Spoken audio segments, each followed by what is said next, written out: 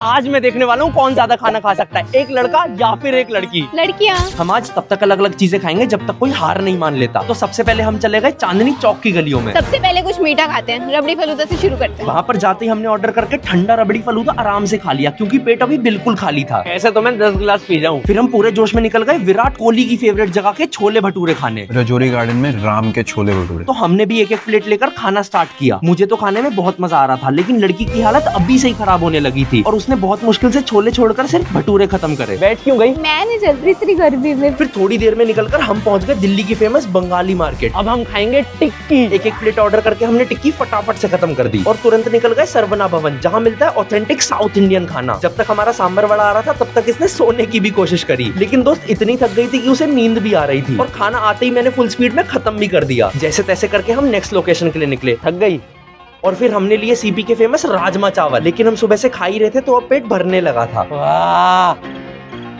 मैंने तब भी खाना खत्म किया, लेकिन लड़की ने तो थोड़े से राजमा चावल प्लेट में ही छोड़ दिए। कोई बात नहीं, मैं आगे ज्यादा खाना खा लूंगी। गर्मी बहुत ज्यादा थी तो हमने थोड़ा रेस्ट लेने का सोचा और दोस्त तो कुछ देर लेट कर सो भी गई। और शाम होते ही हम नेक्स्ट लोकेशन के लिए मेट्रो में जाने लगे, जहाँ पर आंटियों की लड़ाई भी हो गई।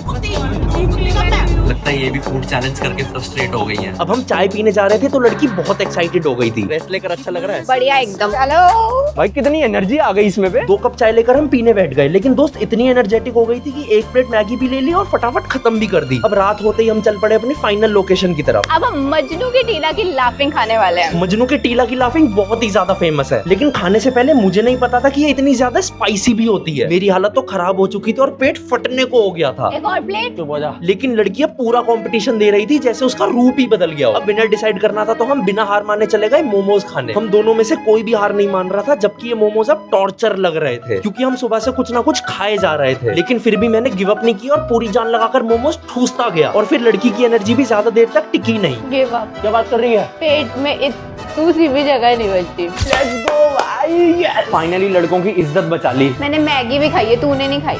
कमेंट्स में बताओ कोई और लड़की ज्यादा खाना खा पाती?